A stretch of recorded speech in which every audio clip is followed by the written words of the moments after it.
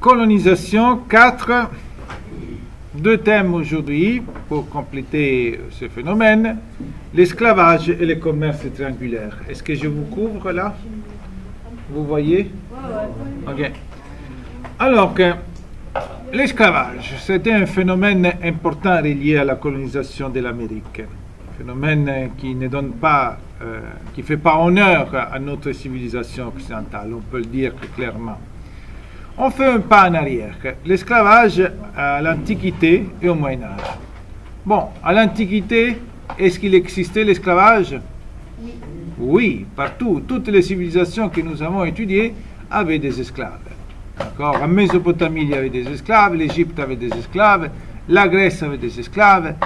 L'Empire romain, les esclaves étaient les seuls qui travaillaient. C'était le moteur de l'économie. Mais au Moyen-Âge, l'esclavage, peu à peu, va disparaître. Non, il n'y a pas eu un décret impérial qui a aboli l'esclavage à la fin du dernier siècle de l'Empire, quand l'Empire était devenu chrétien.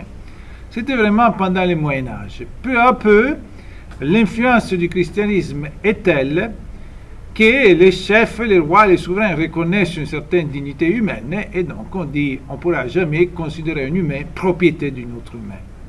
Il y a bien sûr d'autres formes d'exploitation, comme les serfs de la glèbe, etc. Mais ce n'étaient pas des esclaves, il n'y avait plus le statut d'esclave. Et effectivement, il y a quelques exceptions, parce que souvent, surtout dans la ville de Venise, puisqu'il y avait beaucoup de marchands vénitiens qui avaient des affaires, du commerce avec des marchands arabes, et le monde arabe avait toujours l'esclavage.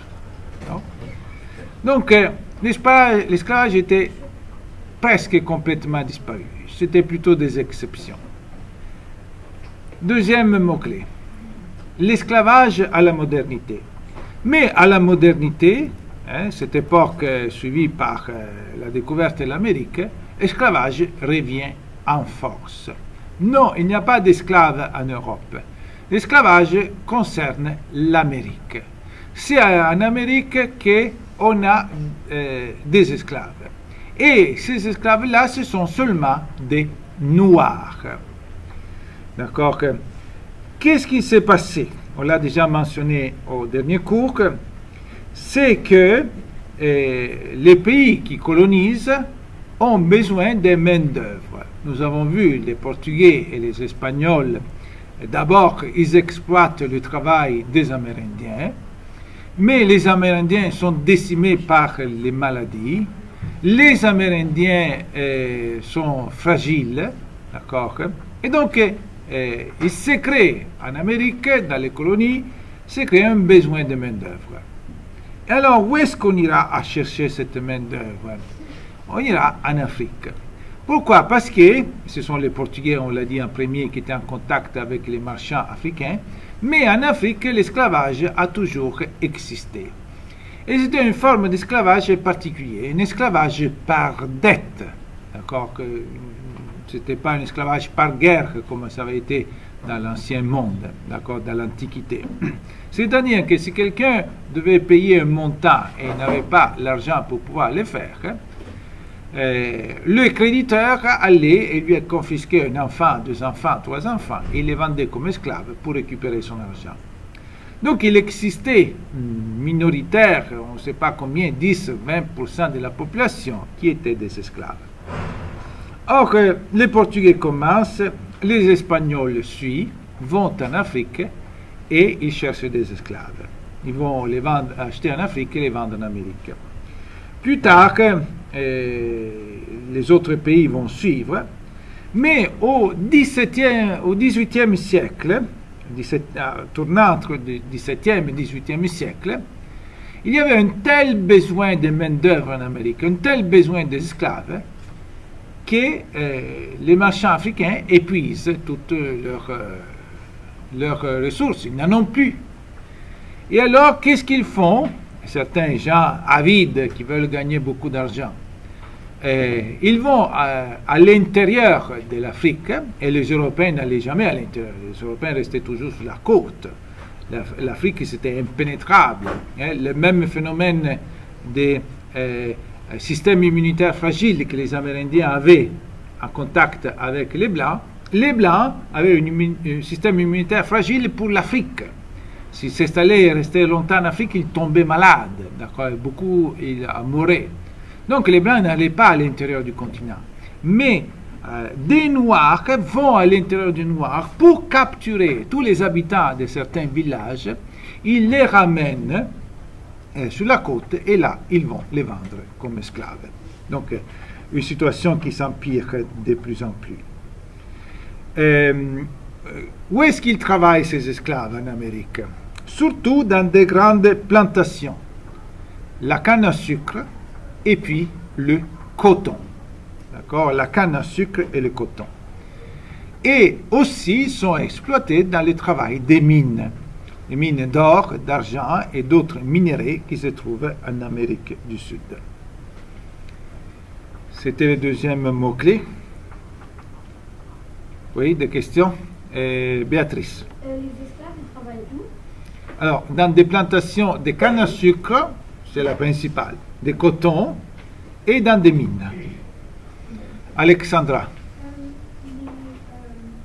Les Noirs qui vont chercher d'autres esclaves, eux-mêmes sont des esclaves des Blancs. Non, les autres sont des marchands, pas des esclaves. D'accord?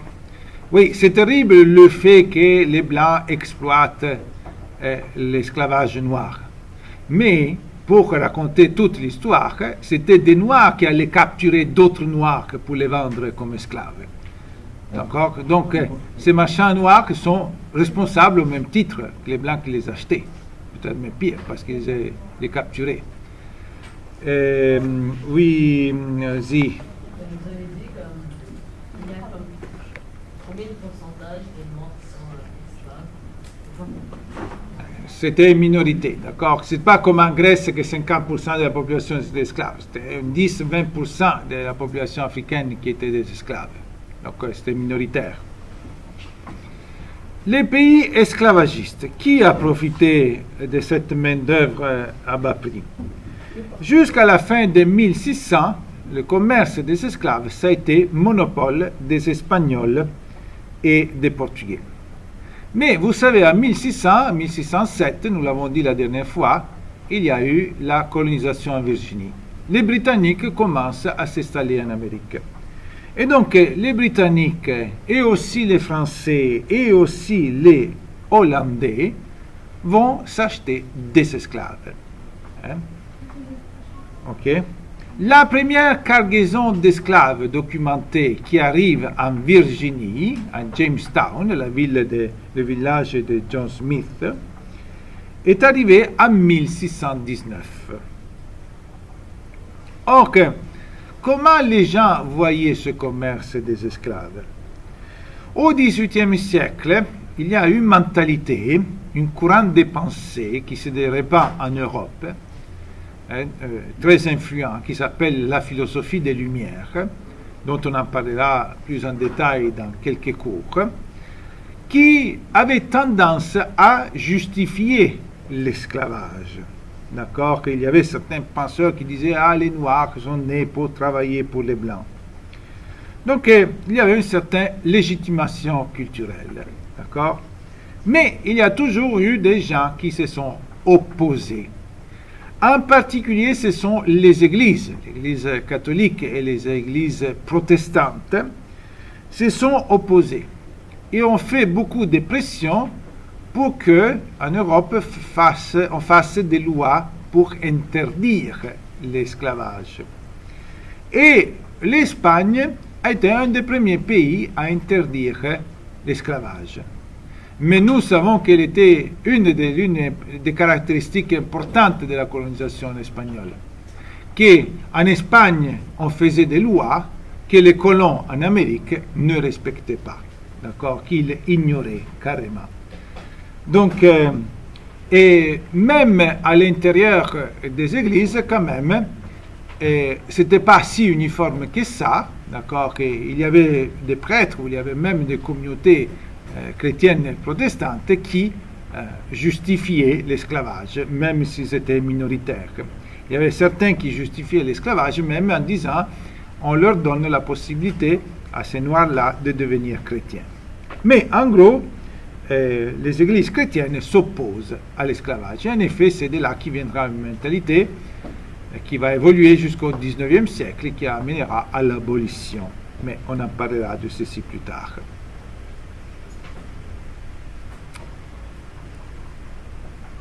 Ryan. La première cargaison d'esclaves à Virginie, 1619. Tu te souviens de la date de fondation de Jamestown en Virginie? Qui s'en souvient? 1607. Donc 12 ans plus tard, déjà, ils achètent des esclaves.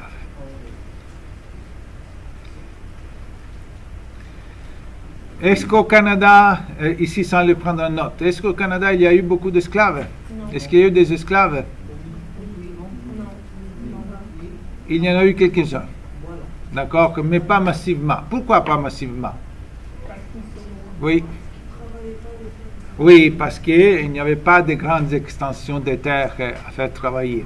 Pourtant, il y a eu quelques esclaves parce qu'il y avait des Français, des colons, qui étaient d'abord établis aux Antilles, là où c'est Haïti, par exemple, aujourd'hui. Et là, ils en avaient beaucoup d'esclaves. Et quand successivement ils se sont établis au Canada, ils ramenaient avec eux les esclaves domestiques, les serviteurs de la maison. Donc certains esclaves, oui, il y en a eu. Pas massivement, mais certains cas. Un autre phénomène important de la colonisation de l'Amérique est le commerce triangulaire. Et on sait que l'Espagne et le Portugal avaient comme bannière le christianisme. On colonise pour répandre le christianisme. Et on sait qu'il y a eu beaucoup de missionnaires, un grand mouvement de personnes qui généreusement ont donné la vie pour cet but. Mais le moteur de la colonisation, c'était l'économie. Les gens colonisaient pour s'enrichir, pour exploiter les ressources. Et une des façons pour s'enrichir, c'était le commerce. Ce commerce-là, qui a duré surtout pendant les siècles 16, 17 et au début du 18e et 18 aussi, 18e siècle, on l'appelle le commerce triangulaire. C'était, si vous voulez, la première mondialisation, un commerce qui s'est fait sur une grande partie de notre planète. Triangulaire parce que les bateaux partaient de l'Europe, ils allaient en Afrique, ils faisaient une escale en Afrique, et la troisième étape, c'était l'Amérique, pour retourner donc en Europe. Et ça fait comme une sorte de triangle. C'était un commerce extrêmement rentable et pour toutes les compagnies qui investissaient. Ça demandait de construire beaucoup de bateaux, et construire des bateaux, c'était énormément cher. On a vu déjà que dans le Moyen-Âge, dans le bas Moyen-Âge, il y avait les ligues pour la construction des bateaux, mais avec 2 ou 3 voyages triangulaires, ils avaient assez de profit pour récupérer l'argent de la construction des bateaux. Donc, et l'élément le plus rentable de ce commerce triangulaire, c'était exactement les esclaves. Et un esclave, en effet, était vendu 5 fois plus cher en Amérique du prix payé en Afrique. On va voir que la plupart de ces bateaux, qui appartenaient à des compagnies commerciales françaises, espagnoles, portugaises, britanniques, partaient de la côte européenne.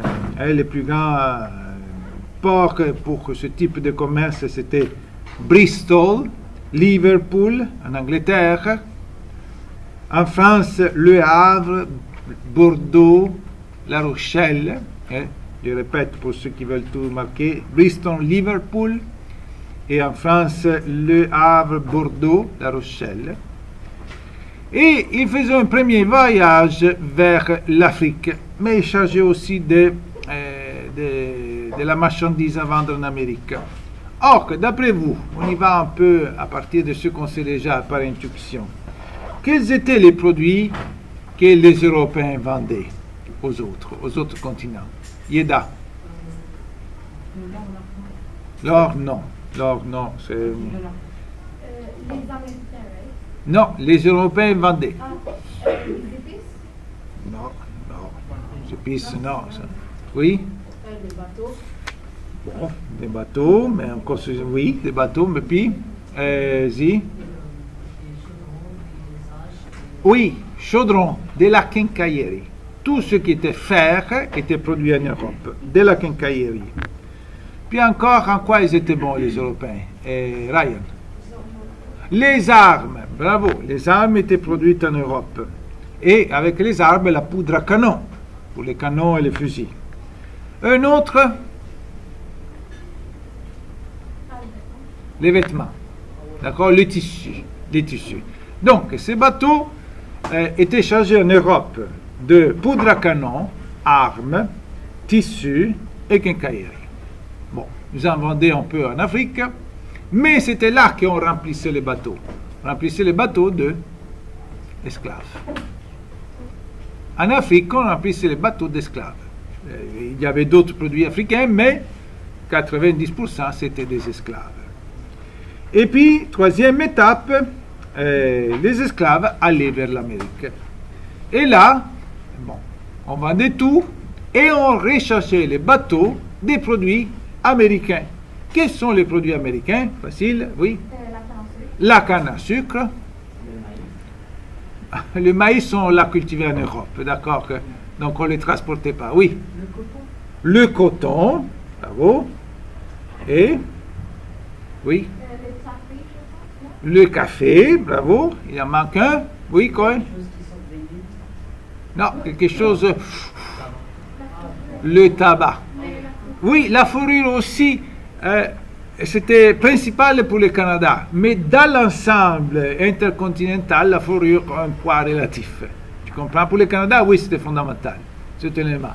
Mais par rapport à la canne à sucre, la fourrure, c'était bien petite chose, tu comprends? Mais la fourrure, oui, aussi, on peut le dire. Et donc, le commerce est triangulaire. Europe, Afrique, Amérique et Europe à nouveau. Robin. On vendait quoi? Des vêtements et produits? Alors, je répète.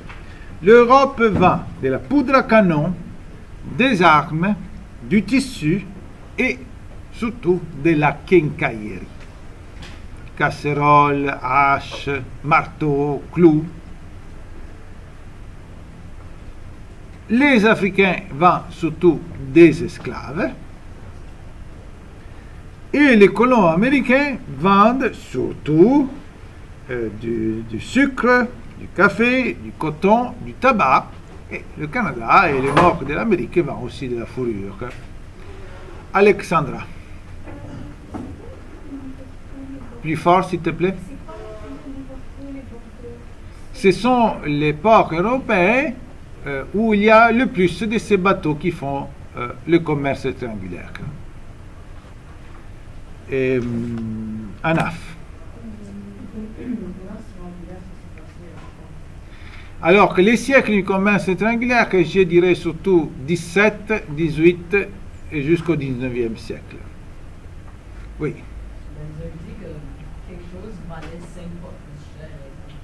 Les esclaves. Les esclaves étaient vendus 5 fois plus cher du prix payé à l'achat en Afrique.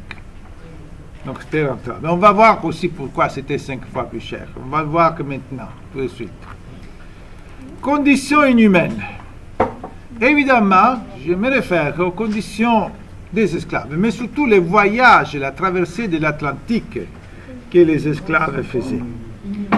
Alors que, tout d'abord, il faut que je dise que la navigation pendant ces siècles, cette grande navigation qui traverse les océans par des voiliers, d'accord, était toujours quelque chose de difficile. Pourquoi? Parce que les voyages étaient longs. Ils pouvaient durer 30 jours, 40 jours, 2 mois, quelquefois même plus, d'accord? Parce que c'était aussi assujetti aux conditions météorologiques. S'il y a du vent, le bateau va plus rapide. S'il n'y a pas du vent, il y avait des jours qu'il n'y avait pas de vent du tout. Il se trouve au milieu de la mer, de l'océan, et le bateau s'arrête. Pourquoi? Parce qu'il n'y a plus de vent. Qu'est-ce qu'ils font les marins là? Ils attendent. On va voir s'il y a du vent qui arrive. Puis quand il arrive du vent, enfin, on s'en va, on part.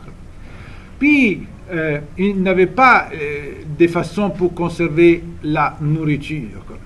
Donc, les premiers jours, ils avaient une bonne qualité d'eau, ils avaient de la nourriture fraîche, des fruits, des légumes, mais après, ils n'avaient que de la farine, du pain, du pain dur, d'accord? Et l'eau dégénérée commençait vraiment à puer, à sentir mauvais, d'accord? Et puis il y avait des rats, il y avait des risques de maladies, ok? Dans ces bateaux, risque de naufrage pour les intempéries, d'accord? Pour les orages qui peuvent arriver, d'accord? Alors que avant de faire le voyage, souvent les gens faisaient testament parce que le risque de mourir était fort, était grand. D'accord? Et à part Bartholomé de Las Casas qui a fait plusieurs fois les voyages, d'autres l'ont fait une, deux fois. D'accord? Parce que c'était terrible. Et ceci, je dis, pour les gens normaux, pour les gens libres. D'accord? Imaginez ce qui devait être ce voyage-là pour les esclaves. Le bateau était rempli au maximum, 400-500 esclaves par chaque navire, une moyenne de longueur de temps de 45 jours, enchaînés, d'accord? Le résultat, c'était que c'était une mortalité entre 30 et 60%. Donc environ un tiers ou la moitié, même plus que la moitié des esclaves n'arrivaient pas à destination. D'accord? Voilà pourquoi les Noirs d'Amérique aujourd'hui gagnent beaucoup de médailles quand il y a les Jeux olympiques, parce que ce sont une race sélectionnée. Non? Les plus faibles sont morts et sont arrivés vraiment les plus forts, engendrer des enfants les plus forts. D'accord? Les commandants des négriers, les bateaux qui transportaient les esclaves, on les appelait les négriers, les commandants avaient droit des vies et des morts aux autres. D'accord? Il y a un film magnifique, ça date des années 90, fait par Steven Spielberg, qui s'appelle Amistad. Hein? Et c'est l'histoire d'un bateau d'esclaves où les esclaves font une mutinerie, s'approprient du bateau, mais ils ne savent pas le conduire, qu'ils ne sont pas des navigateurs. Et ils arrivent sur la côte des États-Unis. Et là, ils subissent un procès parce qu'ils se sont mutinés, etc. Et dans ce procès, on découvre vraiment quel était le sort de ces personnes qui étaient rendues captives et puis vendues. Et il y a toute la description du voyage. Comme par exemple, ce qui arrivait que quelquefois le voyage était plus long que prévu. Au lieu de durer 45 jours, il n'y avait pas de vent et ça durait 2 mois. Or qu'ils terminaient les réserves alimentaires. Ils n'avaient plus assez de nourriture pour nourrir tout le monde. Comment ils allaient résoudre les problèmes? Hein? Non, ils ne se mangeaient pas entre eux. Mais ils allaient voir que ceux qui jugeaient les plus faibles, les esclaves les plus faibles, ils les libéraient des chaînes et les jetaient par-dessus ce bord. Ils allaient se noyer dans l'océan. D'accord? C'était vraiment des choses terribles qu'on a fait dans cette situation. Malgré cette mortalité, entre 30 et 60%, était toujours rentable parce qu'on les vendait 6 fois plus cher. Non, donc voilà pourquoi c'était beaucoup plus cher. Une fois rendus à destination, les esclaves, on les soignait, on les nettoyait, on faisait en sorte qu'ils récupèrent toutes leurs forces. Pourquoi? Pour les vendre. Parce qu'ils sont un produit. Et on sait, on achète un produit quand c'est beau, pas un produit qui a l'air fragile. D'accord? Dans ces conditions, on estime que 10 millions de Noirs ont été transportés en Amérique au long de ces siècles, d'accord, à partir du siècle XVI, XVII, XVIII, XIX. Le moment le plus fort, ça a été le XVIIIe siècle, le 1700, où on calcule qu'à chaque année, étaient transportés entre 40 000 et même 100 000 esclaves. D'accord, on arrivait jusqu'à 100 000 esclaves par année. Où est-ce qu'il y a eu la plus haute concentration des esclaves? Bon, facile à dire. Là, dans les pays où il y a plus grand nombre d'Afro-Américains, comme on les appelle aujourd'hui, des Noirs. Et donc, ce sont les Caraïbes, Haïti, la République dominicaine, Cuba, d'accord? Et aux États-Unis, sont en Louisiane, en Virginie, et dans la Caroline, autant celle du nord que celle du sud. Alors, je répète, la plus haute concentration d'esclaves noirs, c'était en Haïti, République dominicaine et Cuba, ce qu'on appelle les Antilles, et aux États-Unis, la Louisiane, la Virginie et la Caroline.